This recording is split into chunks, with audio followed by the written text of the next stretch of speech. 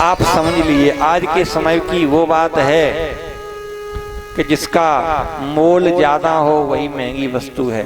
लेकिन हमारे भगवान के यहाँ ये है कि अनमोल का कोई मोल नहीं है। देखिए सेब, आप सेब खरीदते हो, केला खरीदते हो, ये प्राकृतिक हैं, तो क्या आप सेब का मोल देते हो? आप सेब का मोल नहीं दे पाएंगे, न केला का मोल। तो फिर क्या देते हो? ये तो उसके आने जाने का खर्चा है। हाँ, उसका मोल क्या देंगे आप? सेब का मोल यदि आप पर है तो अपने यहाँ पेड़ लगा के दिखाओ सेब का। इनका मोल नहीं है, ये अनमोल है। देखिए हमारे प्रभु ने सबसे ज्यादा आज महंगा क्या है? सोना। सोना महंगा है। सोना 55-60 हजार तोला है। माना कि सोना 1 लाख रुपया नहीं 10 लाख रुपया तोला हो जाए तो क्या भूखन मर जाओगे? क्या रात्रि में क्या करेंगे? मतलब हम सोने का जो क्या नींद नहीं आएगी, क्या रोटी नहीं मिलेगी, कितना भी की महंगा हो जाए। हीरा जवाहरात, पन्ना पुखराज, मणि मोती कितने भी कीमती हो जाए। अच्छा, और गेहूं के रुपया कुंटल है? 2.5-3 हजार होंगे। और ये 10,000 रुपया कुंटल हो जाए तो, या 50,000 रुपया कुंटल कर दिया जाए तो आप क्या सोने के बिना रह सकते हैं? हीरा पन्ना पुखराज इनके बिना आपका जीवन चल सकता है, लेकिन अन्न यदि इतना महंगा हो जाए तो जीवन चल जाएगा।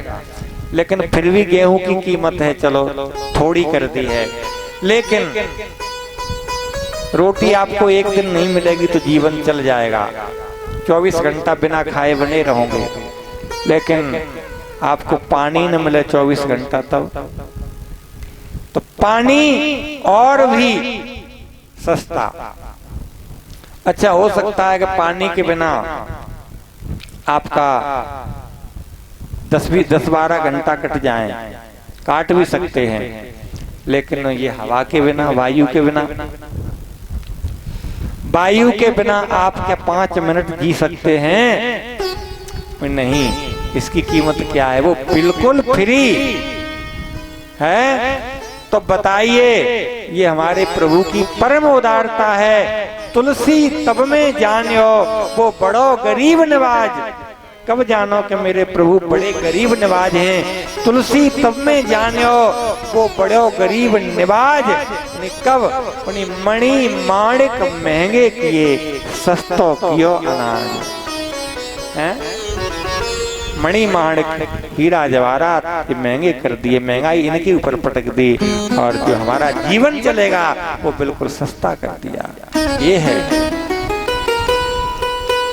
आज भगवान की कथा। आपको है कितनी अनमोल चीज है, इसकी महिमा तो तब समझ में आती है। वही बात है कि तरु छाया सुख जाने सोही, अति आतप व्याकुल जो होई। जो भयंकर धूप से व्याकुल होगा वो वृक्ष की छाया का महत्व समझेगा। जो एसी में से निकल के आया उसे देसी तो गर्मी लगेगी। तो बात यह है, किसी ने प्याऊ लगाई है ना, किसी ने प्याऊ लगाई और पानी के लिए बढ़िया ठंडा सुराई का पानी एक अच्छा ब्राह्मण बालक पिला रहा था। बाबूजी निकलते हैं और उनसे कहा, बाबूजी पानी पी लीजिए। उन्होंने कहा, पानी कहाँ से भरा है तूने? तो कहा, बाबूजी हमारे घर की सुंदर अच्छी ठंडी कुइया है, उसका पानी है। अरे वो तो ठीक है, लेकिन बर्तन साफ करता है या नहीं? नहीं बाबूजी, बिल्कुल साफ करके धोए मांज के ही भरते हैं। अरे तू नाता धोता कैसे ही? चल देता हूँ। नहीं, नाते धोते हैं। अच्छा अच्छा अच्छा, तो चल ला पिला। तो लिया लोटा और कुछ पैरों पे डाला, कुछ सर पे डाला, एक आध दो कुल्ला और अपने ऐसे ही फेंक दिया।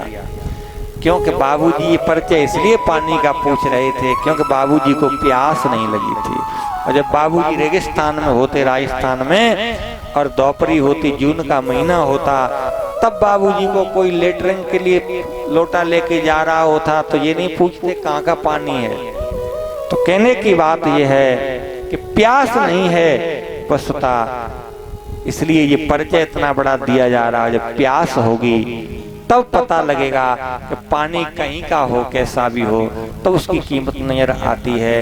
तो हम ये जब मरणांत काले, जब मेरा शरीर, जब हम भगवान की महिमा, जब हम संकट में फंस जाते हैं, जब कोई नहीं कहीं से आता है ना, तब सोचते हैं अब भगवान ही बचाए, हे प्रभु अब तुम ही आ जाओ, हे नाथ अब तुम बचाओ। जब प्राण संकट में आते हैं तब याद आती है। तो प्राण संकट समय क्यों, अभी प्राण हैं, संकट में भी नहीं है, तो इस समय हम भगवान की याद क्यों नहीं करें। हमारा भी कुछ कर्तव्य है, हमें भी भगवान के गुणानुवाद गाना चाहिए, भगवान के चरित्र सुनना चाहिए। यही तो हमारी अंतिम पूंजी है जो हमारे पास रहेगी।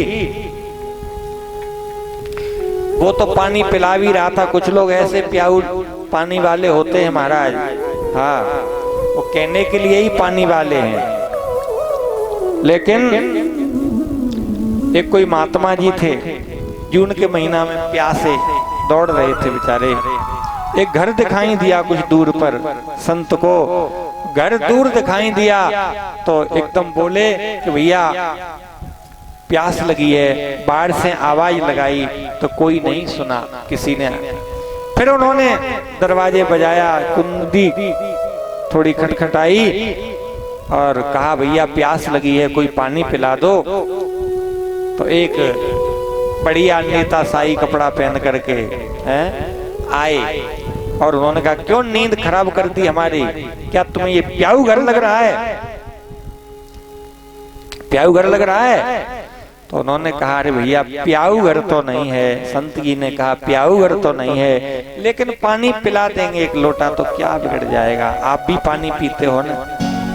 तो उसने कहा रुक जाओ, खड़े रहो, देखते हैं कोई आदमी मिल जाए तो पिलाते हैं। यानी अपने आप को पानी पिलाने में वो छोटा समझ रहा था, छोटा हो जाता। तो कह रहा है रुक जाओ, कोई आदमी मिल जाएगा तो पिलवा देंगे।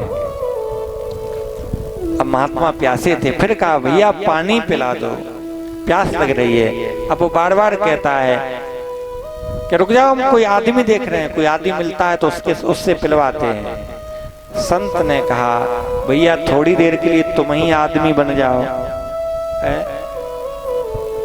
तब उसने विचार किया इसका मतलब हम आदमी नहीं हैं, तो यही तो है, हम मनुष्य तो बन गए लेकिन मानवता नहीं आई। भगवान ने सब कुछ दिया, क्या नहीं दिया, लेकिन सीधी बात यह है आदमी में अगर आदमी की तरह आदमियत न आई तो वो क्या करे। देने वाले ने दुनिया को हर चीज दी, पाने वाला न पाए तो वो क्या करे। अकल दी सकल दी, दे दिया कुल जहां, और जीना चाहे तो जीने को दी जिंदगी, वरना परवर ने बंदे को दी बंदगी, और बंदगी बंद कर आग से आदमी चुन के अंगार खाए तो वो क्या करे। सब कुछ दिया लेकिन हम कभी मानना ही नहीं चाह रहे हैं। ऐसे ही आज ये भगवान शंकर जी का ही दिया हुआ सब कुछ है, भगवान का दिया हुआ है, और जिन भगवान ने दिया दक्ष उन्हीं का अपमान कर दिया, अपनी पुत्री का अपमान कर दिया। उसी यज्ञ में सती जी ने शरीर त्याग दिया, योग अग्नि में शरीर त्याग दिया, और शंकर जी ने नारद जी के द्वारा समाचार प्राप्त किए और क्रोध करके वीरभद्र को भेज दिया। जाकर के वीरभद्र ने दक्ष का शीश तोड़ करके और अग्नि कुंड में सुहा कर दिया, और मेखला तोड़ दी, भृगु की दाढ़ी उखाड़ ली, भग के आंख फोड़ दी, पूसा के दांत तोड़ दिए। और जिस कुंड में यज्ञ हो रहा था उसी में वीरभद्र ने मूत्र कर दिया। अब आप सोच रहे होंगे यज्ञ का काम शंकर जी ने नष्ट करवा दिया है। अब यहाँ एक रहस्य की बात है, हम लोग उसी नहीं समझ पाते हैं। रहस्य क्या है? दाढ़ी किसकी उखड़ी? भृगु की। कौन भृगु? जो बैकुंठ में जाकर के भगवान लक्ष्मी जी के साथ में विराजमान हैं, और भृगु जी बैकुंठ में जाकर के भगवान के वक्षस्थल पर लात मार देते हैं और भगवान खड़े हो जाते, चरण पकड़ लेते हैं भृगु जी का और कहते हैं मेरा तो वक्षस्थल बड़ा मजबूत हो गया है, वज्र के समान हो गया है, आपके कहीं चोट तो नहीं लगी? और वही भृगु की दाढ़ी उखाड़ ली वीरभद्र ने। क्यों भैया? कितने भी बड़े बन जाओ, कितने भी आप महापुरुष हो जाएं, कितने भी नेता अभिनेता कोई पद पर पहुंच जाएं आप, लेकिन किसी महापुरुष के अपमान हो रहा हो, जहाँ किसी महापुरुष की हंसी बनाई जा रही हो, उनकी निंदा हो रही हो, और वहां तुम मजा ले रहे हो, माँ आप मुस्की छोड़ रहे हो, तो आप कितने भी बड़े हो आपको दंड दिया जाएगा। जो भृगु इतने बड़े बैकुंठ में भगवान के चरण प्रहार कर देते हैं, वो भृगु की दाढ़ी वीरभद्र ने एक झटका में उखाड़ ली। क्योंकि तो दक्ष ने गाली दी थी शंकर जी को, तब यही भृगु जी दाढ़ी पर हाथ फेर फेर के हंस रहे थे। भगनाम का देवता आंख का इशारा कर रहा था, उसकी आंख तोड़ दी। उन्हें आंखें क्या इसीलिए बनाई भगवान ने? किसी को गलत इशारा करने के लिए? भूखा दांत फाड़ फाड़ के हंस रहे थे, उनके दांत तोड़ दिए।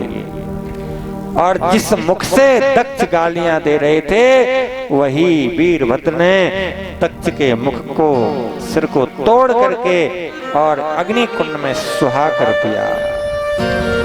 ध्यान दें कि यज्ञ हो रही थी, लेकिन चाहे यज्ञ हो, अनुष्ठान हो, जप हो, हवन हो, पूजा हो, पाठ हो, कुछ भी हो, यदि किसी के नीचे दिखाने के लिए, किसी को अपमानित करने के लिए और किसी का महाराज अनिष्ट करने के लिए हम यज्ञ हवन कुछ भी करते हैं, तो वो भी नष्ट कर दिया जाएगा।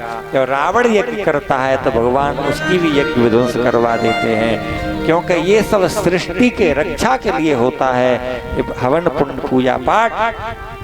और यही देखिए, वही हथियार हमारे सैनिकों पर है, वही हथियार चोर के हाथ में आ जाए, डाकू के में, तो उसे पुलिस पकड़ करके और उसके ऊपर धारा लगा करके उसे बंद कर देगी।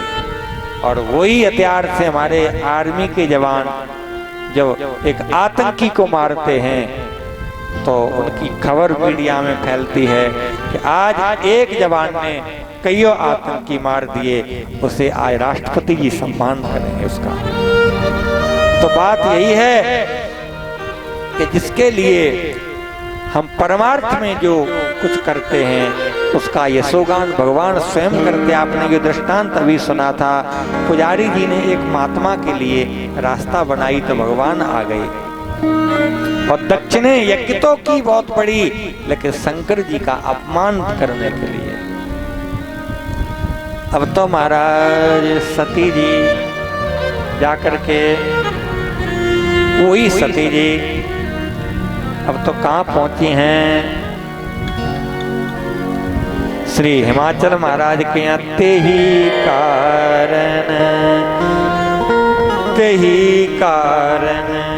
हिमे गिरि गृह जाई, तेही कारण हिमे गिरि जाई, तेही कारण हिमे गिरि गृह जाई, तेही कारण हिमे गृह जाई, तेही कारण।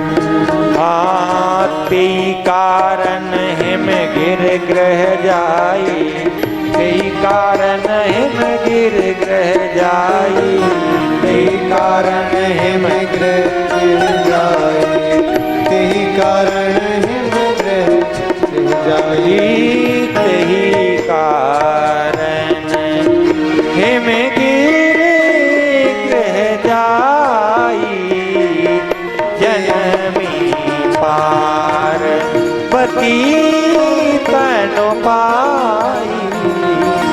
जननी पार्वती तन पाई पार्वती तन पाई जननी पार्वती तन पाई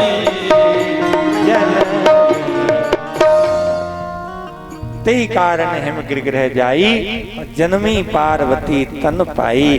और जब से माता सती जी का जन्म हुआ, देखिए माता सती ने कितना सुंदर वरदान मांगा कि चाहे हमें पर्वत की पत्थर की बेटी बनाना, लेकिन हमें किसी चतुर की बेटी मत बनाना, चतुर के यहाँ पड़े।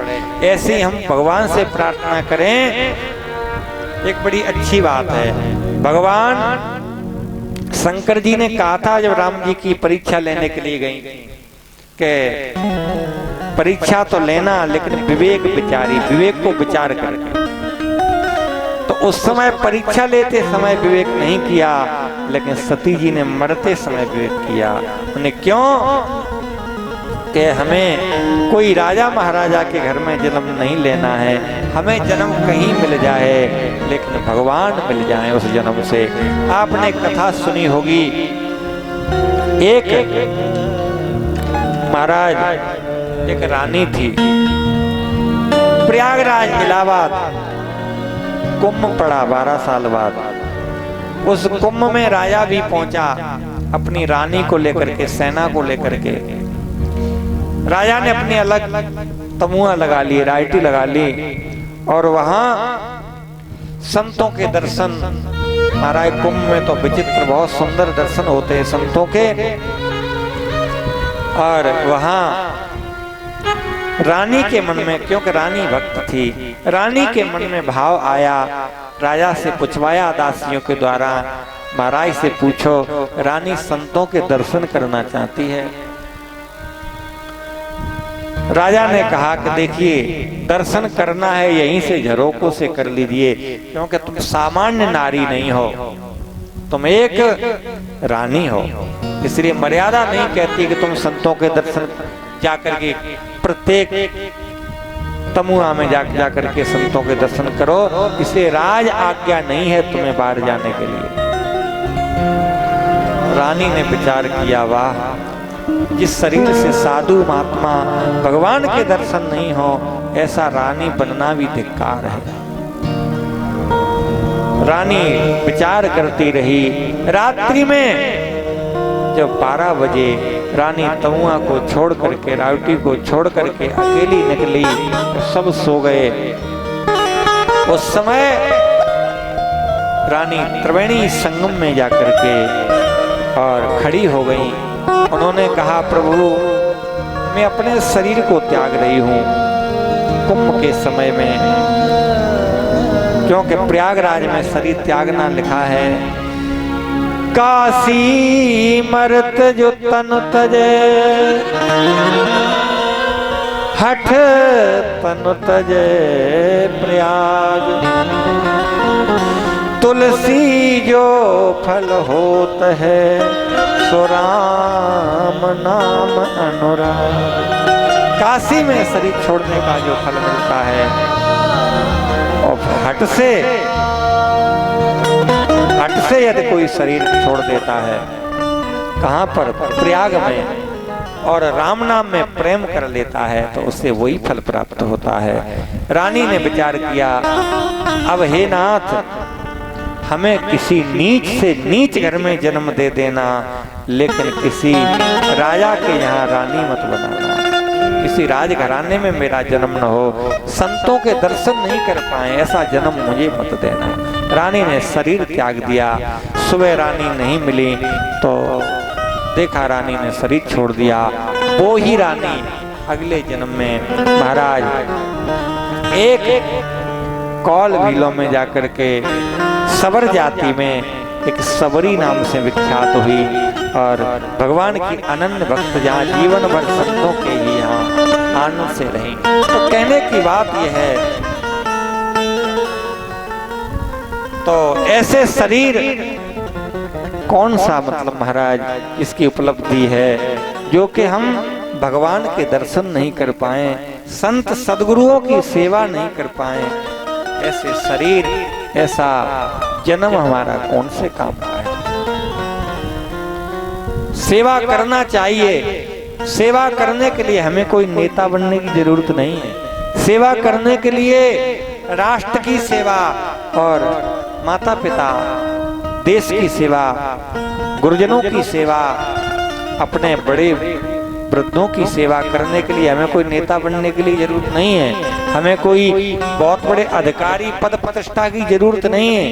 सेवा का भाव हो तो आप सेवा कहीं से कर सकते हो, लेकिन वही बात करना नहीं है तो कुछ भी कह सकते हो। एक महात्मा के यहाँ दो जाते थे, एक बहुत बड़े सेठ जी अरबपति और एक पहलवान। पहलवान जाता था महात्मा के आश्रम पर, अब महाराज डरे बैठने लगाता था और कहता था महाराज जी से, गुरुजी क्या करें, भगवान ने कुछ धन नहीं दिया है, पैसा नहीं दिया है, नहीं तो आपकी सेवा करते हम। महात्मा कहे चलो कोई बात नहीं। वो चला जाता था। उसके बाद एक कौन आते थे, एक बहुत अरबपति सेठ जी ना बैठने के लिए, बड़े दुबले पतले और कपते हुए शरीर, हाथ पैर कांपते हुए, और संत जी उन्हें कुर्सी डाल देते थे बैठने के लिए, बैठ जाते थे। करोड़पति सेठ और कहते थे महाराज जी से, महाराज जी क्या करें, भगवान ने शरीर में ताकत नहीं दी है कुछ, नहीं तो हम भी आपकी कुछ सेवा करते। महात्मा मुस्कुरा जाते हैं।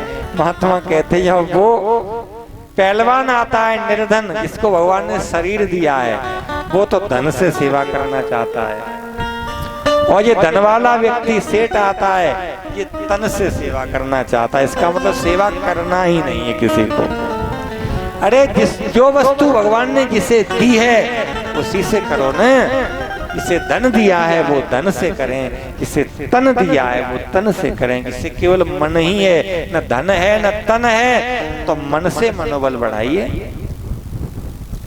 लेकिन आज महाराज हिमाचल जी के यहाँ सती जी ने दूसरा जन्म लिया है, और उसी समय नारद जी ने आकर के सारी बात बताई है। नारद जी ने समाचार सुनाया है कि ये तुम्हारी पुत्री महान है, ये दिव्य हैं, देवी हैं, जगदम्बा हैं, भवानी हैं, और गुण दोष बताए, हस्तरेखा देखी, इशारे में शंकर जी को पति के लिए संकेत कर दिया और तपस्या के लिए बताया। इसके बाद माता भवानी कुछ समय के बाद तपस्या करने के लिए जाती हैं और तपस्या करते हैं।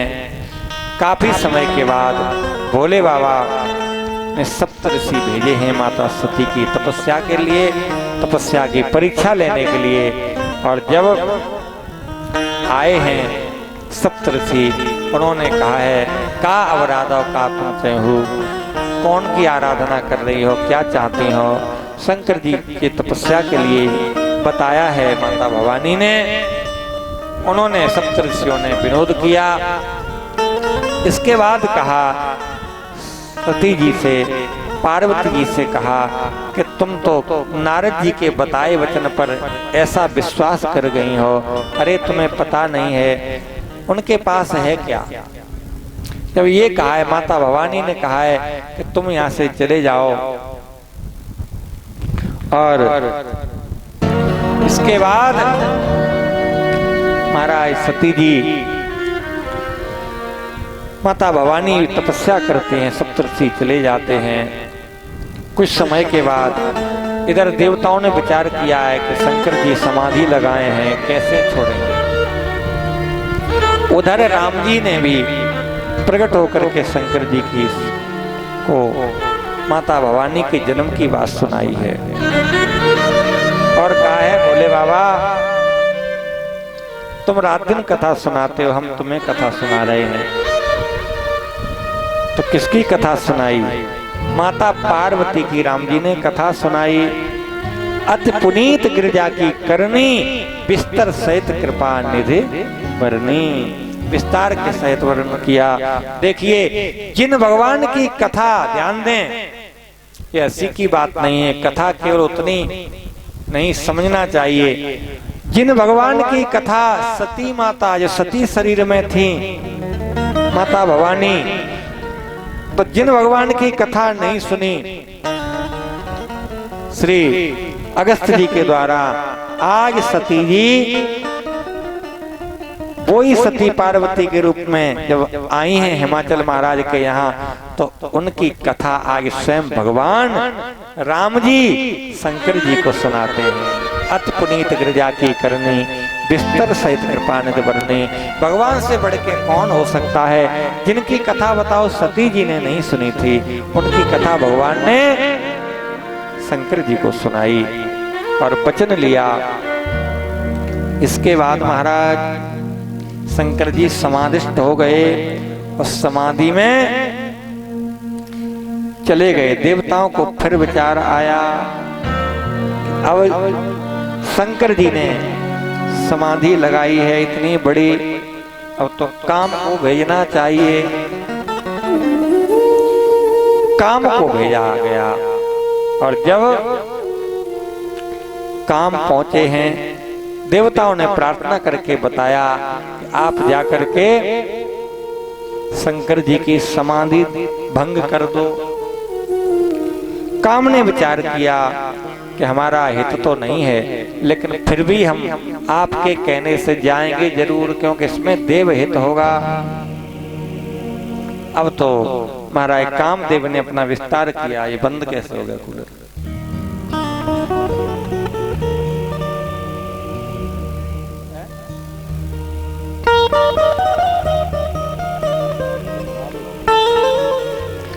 तो महाराज चालू करो। तो कहने की बात यह है, कामदेव ने अपना विस्तार किया। जैसे ही कामदेव ने अपनी माया का विस्तार किया, तो महाराज ये सारा संसार बस में कर लिया। कामदेव ने जैसे ही अपना प्रभाव जनाया, तो भाग्यो विवेक सहाय सहित सुसुवट संयुग महमुरे। सदग्रंथ पर्वत कंदरन मोह जायते अवसर दुरे। जब काम ने अपना प्रभाव जनाया, तो ज्ञान लोगों का खत्म हो गया, और ये ज्ञान वैराग्य ये सब महाराज वेद रूपी ये गुफाओं में, अंदर सदग्रंथ रूपी गुफाओं में जाकर के छिप गए। अब तो सब कहने लगे, होनहार का करतार को रखवार जग खरवर पड़ा।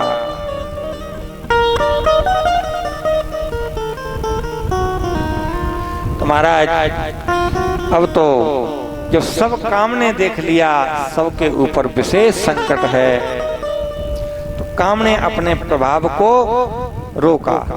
देखिए, जब काम ने अपना प्रभाव जनाया, तो निज बस कीन सकल संसारा, पूरा संसार अपने बस में कर लिया।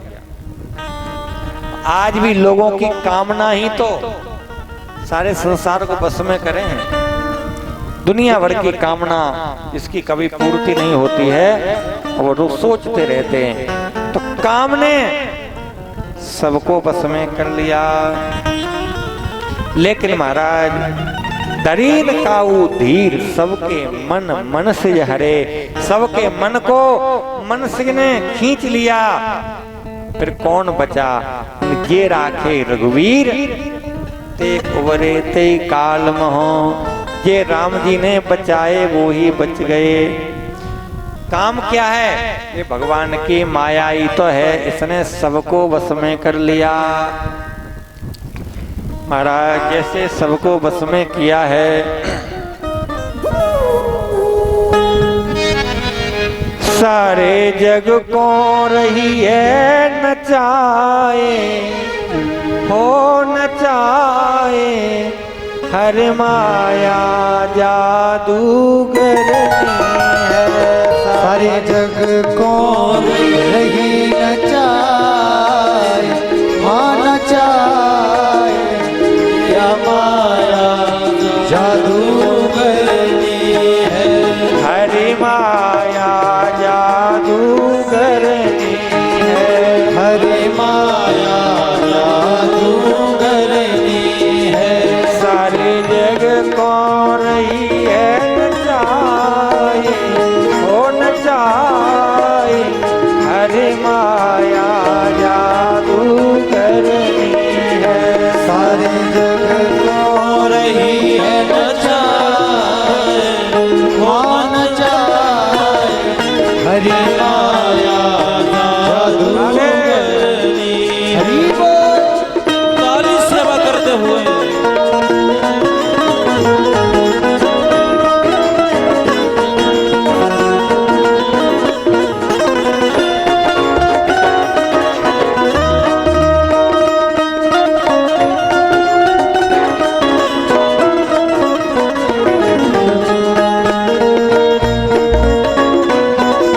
हरि बोल।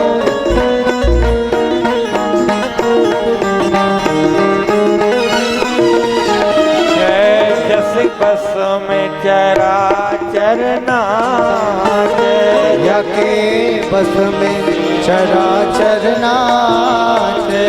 जगे बस में चरा चरना यके बस में चराचर नाचे। कोई ऋषि मुनि बाज, कोई ऋषि मुनि बाटे। कोई ऋषि मुनि बाज, कोई ऋषि मुनि बाटे। कौन बचता है? जय सदगुरु ले ही बचाए, हो बचाए, हरि माया जादूगरनी है। हुआ है सतगुरु ने बचाए, हाँ बचाए, हरि माया जादूगरनी है। सारे जग को रही है नचाए, ओ नचाए, हरि माया जादूगरनी है। वो सारे जग को रही है नचाए, हाँ नचाए, हरि माया जादूगरनी है।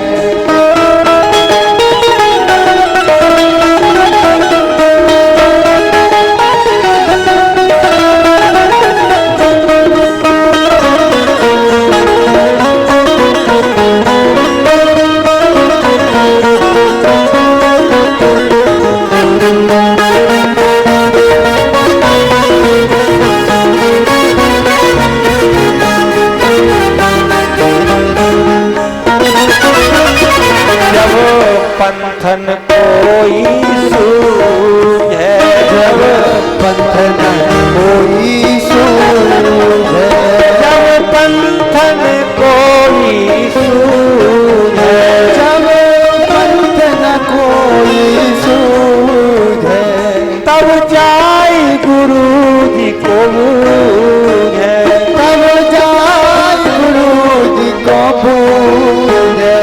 बचने को कौन उपाय, उपाय, हरि माया जादूगरनी है। बचने को कौन उपाय, उपाय, हरि माया जादूगरनी है।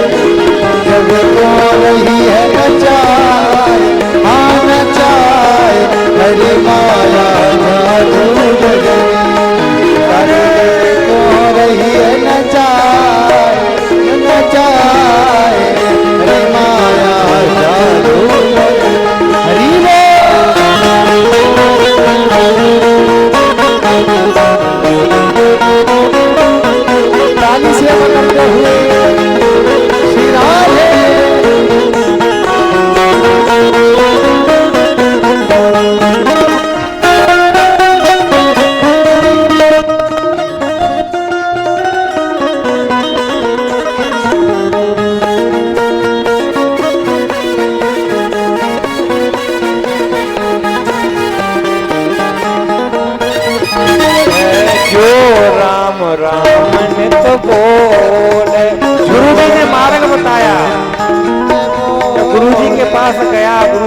माया से कैसे बचें? तो गुरुजी ने बताया, जो राम राम नित बोले, जो राम राम नित बोले, जो राम राम नित बोले, जो राम राम नित बोले, सोया पे निर्भय डोले, निर्भय डोले, दई सदगुरु ज्ञान बताए, ओ बताए, हरे माया जादूगर दई सतगुरु ज्ञान बताए, हाँ बताए, हरि माया जादूगरनी है। सारे जग को रही नचाए, ओ नचाए, हरे माया जादूगरनी ये सारे जग को रही है नचाए, हाँ नचाए, हरि माया जादूगरनी। सारे जग को रही है नचाए, ओ नचाए,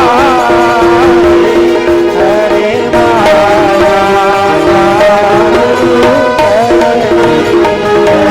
सारे जग को रही है नचाए,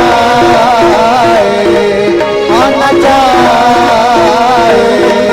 हरि माया जादूगरनी है। सारे जग को रही है नचाए, ओ नचाए, हरे माया जादूगरनी है। सारे जग को रही है नचाए, हाँ नचाए, हरि माया जादूगरनी है।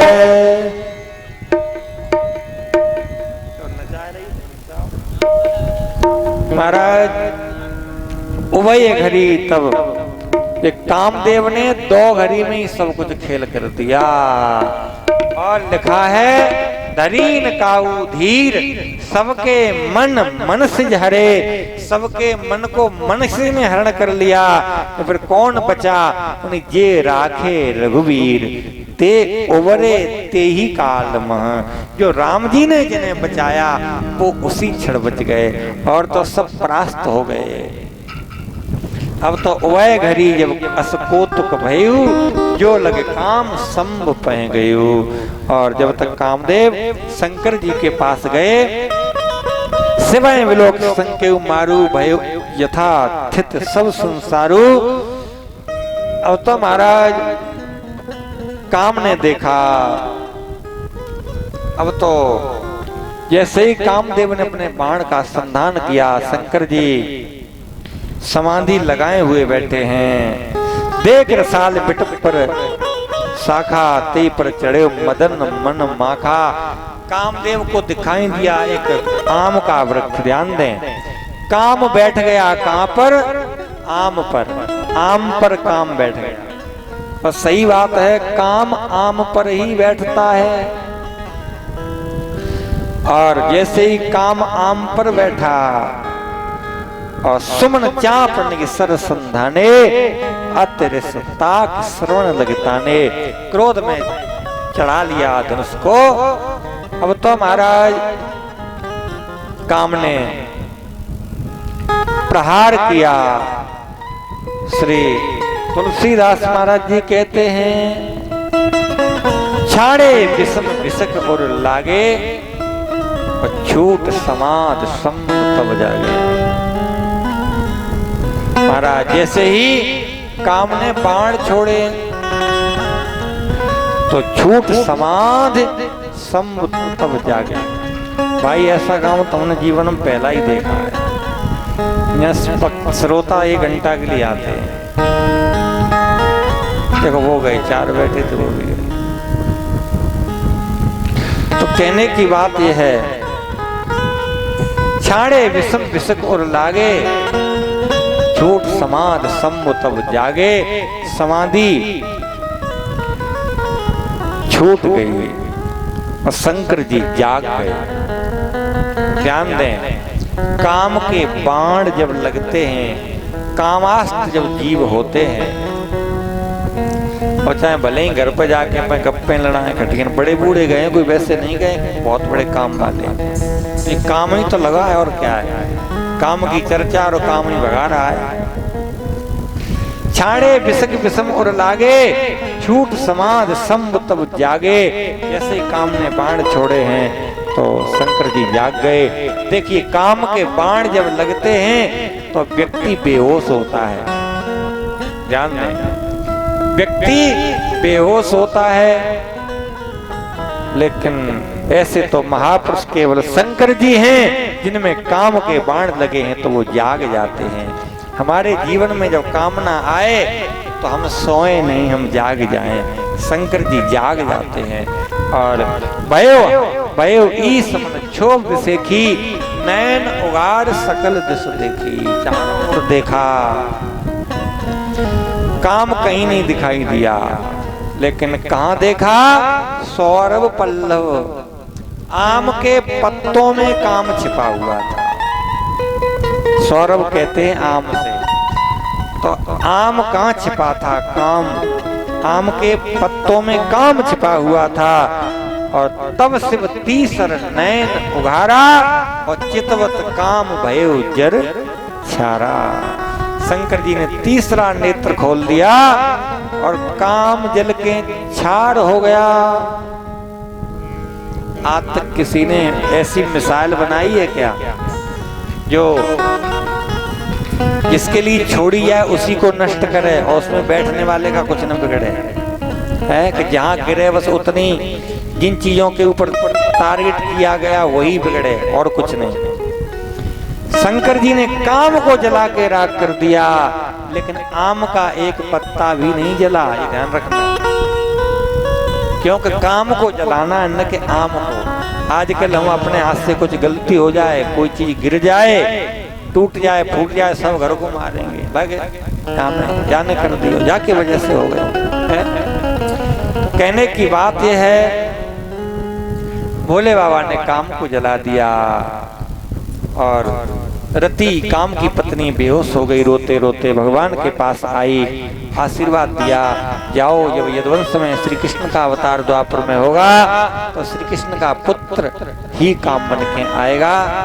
और वरदान दे करके चली गई। इसके बाद में देवताओं ने आकर के प्रणाम किया और कहा, भोले बाबा अब हम अपने नेत्रों से तुम्हारा विवाह देखना चाहते हैं। अच्छा, जो काम राम जी ने नहीं कर पाया वो काम कामदेव ने कर दिया। हाँ, ध्यान दें। उन्हें क्यों कि राम जी भी तो कह गए थे शंकर जी से, अब बिनती शिव सुनो मम जो मोह पर नेह, जाए विवाह सैल जय ये मोई मांगे देव। तो शंकर जी राम जी की बात सुन के भजन करने लगे, समाधि लगा गए और बात भगवान की भूल गए। और वो ही कामदेव के द्वारा शंकर जी की समाधि खुल गई। तो कहने की बात यह है, राम जी के वजह से क्यों नहीं, क्योंकि राम जी तो आए थे, अपनी बात बता के आदेश दे गए थे, लेकिन अपने रूप की मोहनी शंकर जी के ऊपर ऐसी डाल के गए कि महाराज राम जी तो चले गए, लेकिन शंकर जी वही शंकर सोई मूरत और राखी, उसी छवि को देख करके ध्यान मग्न हो गए, भूल ही गए क्या कह गए थे, उन्हीं के ध्यान में। लेकिन जो काम आया और काम ने उस ध्यान को छुड़ाया तो उसे ही जला दिया। तो कहने की बात यह है, हमारे ध्यान को काम ही तो भंग करता है।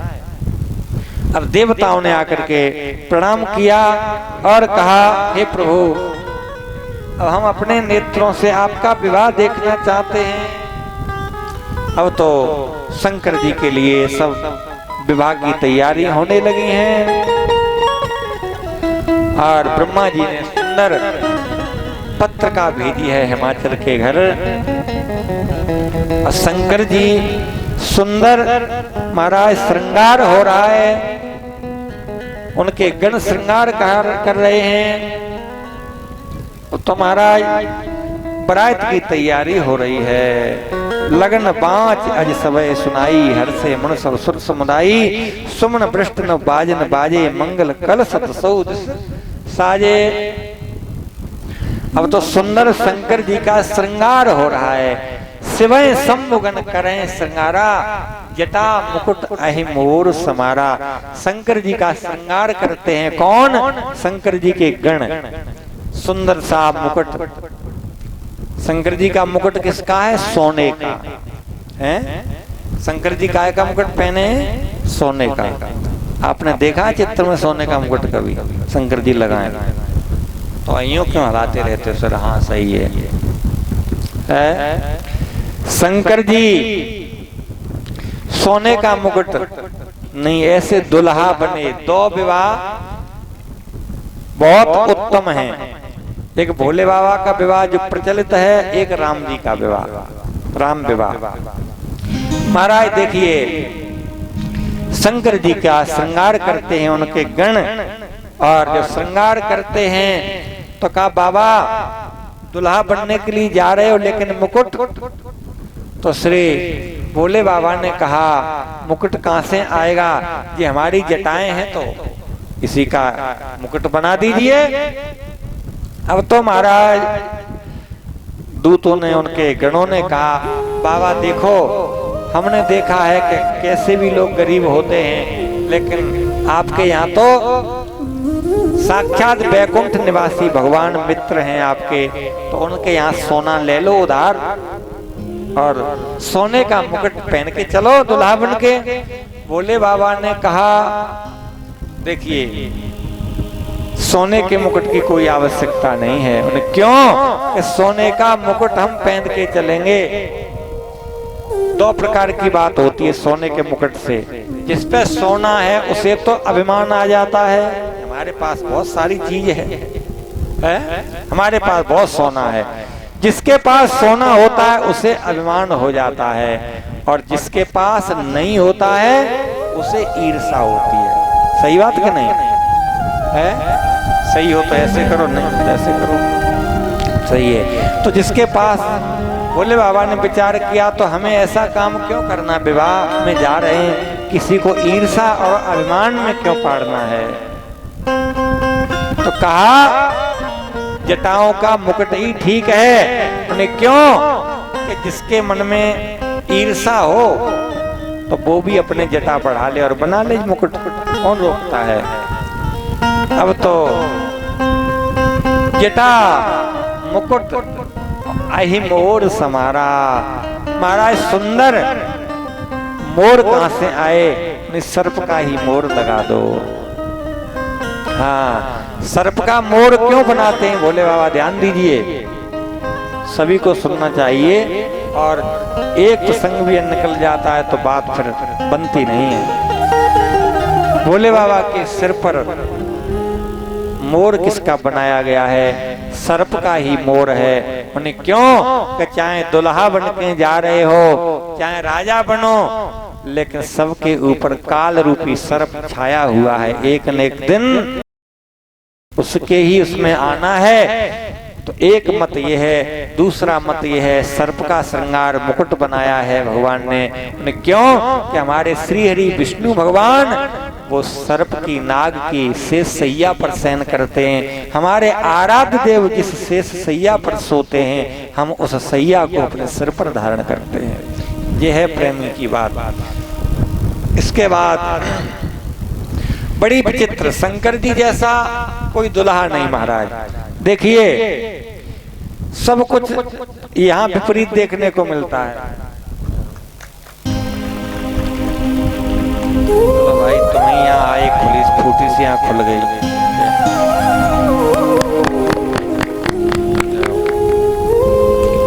महाराज जैसे ही भोले बाबा तैयार हो रहे हैं, भोले बाबा का श्रृंगार देखिए। ऊपर सिर पर गंगा जी विराजमान है? सिर पर गंगा जी हैं, ऐसे लोग कहते क्या करें, तालमेल नहीं बैठ रहा है। बहुत सारे लोग यही तो कहते हैं हमारा तुम्हारा तालमेल नहीं है, वहाँ सही नहीं है। अरे भैया तालमेल मिलाने वाला हो तो मिल जाता है। देखिए कैसे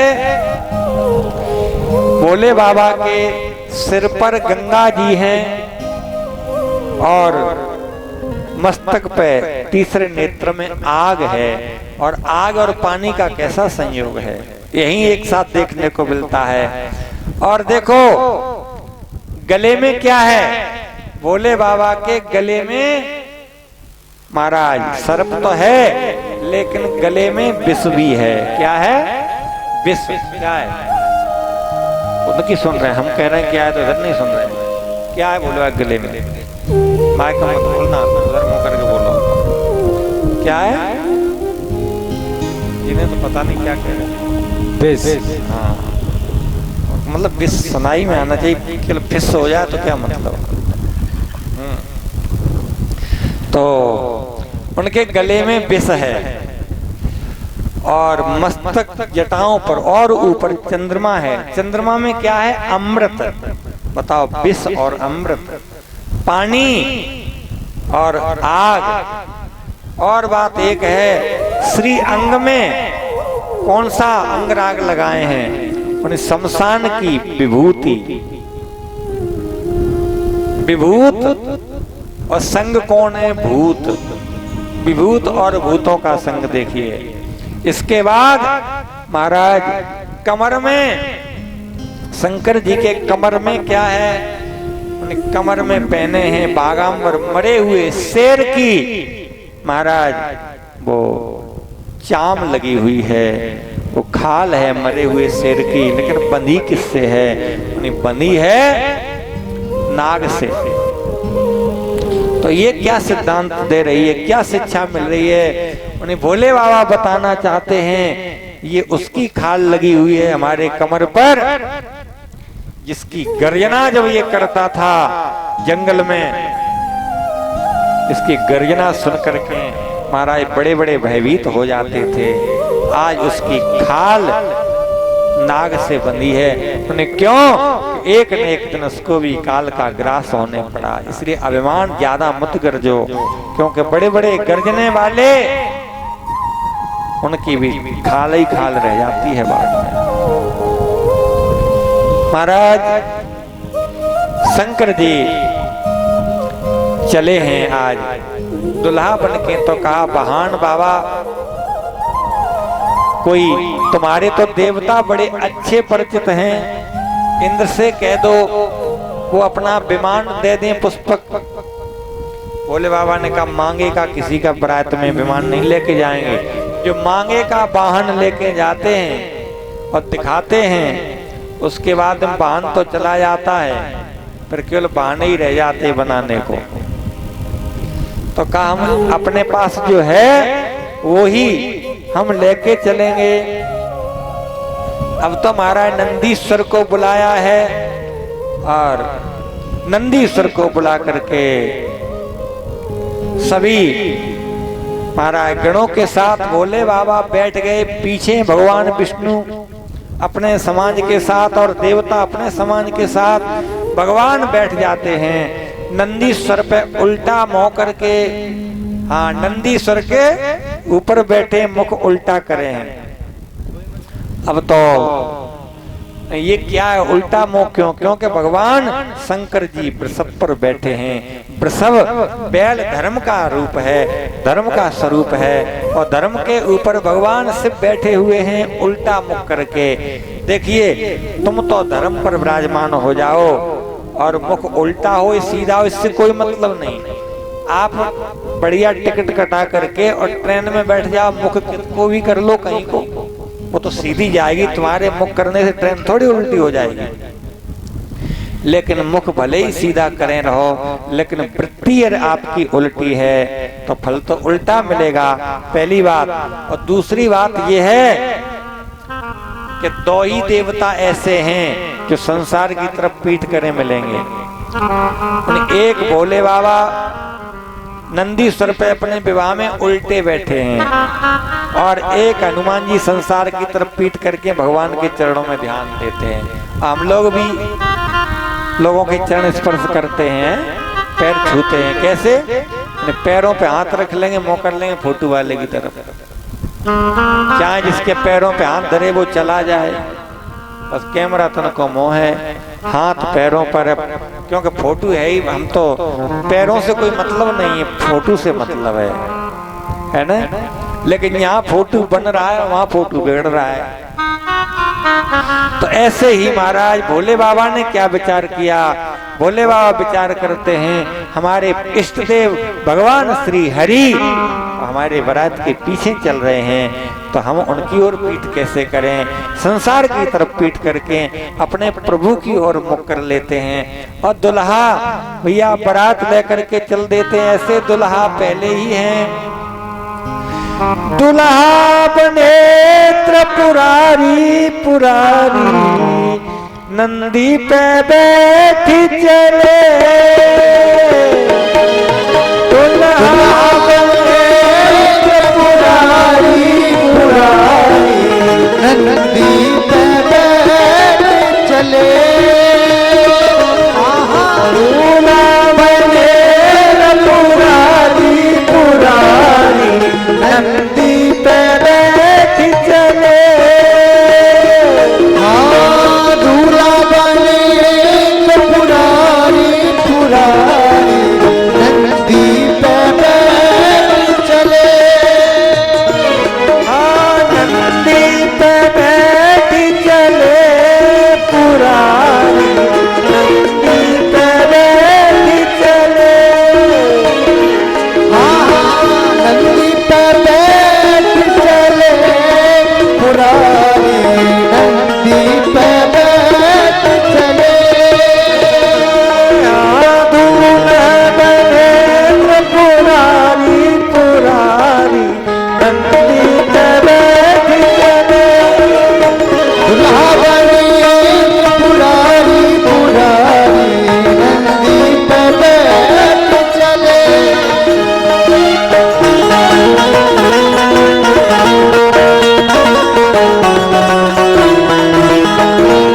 शंकर भगवान की जय हो।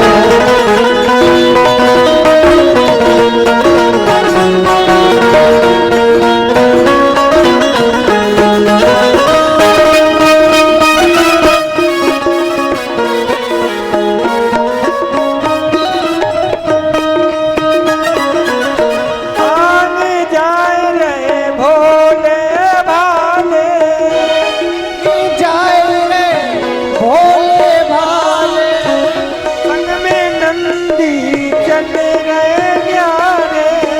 संग में नंदी चली रहे न्यारे।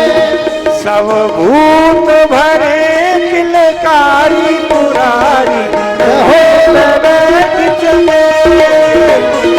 भूत भरे किलकारी पुरारी, नंदी पे बैठ चले। आज दुल्हा बने त्रिपुरारी पुरारी,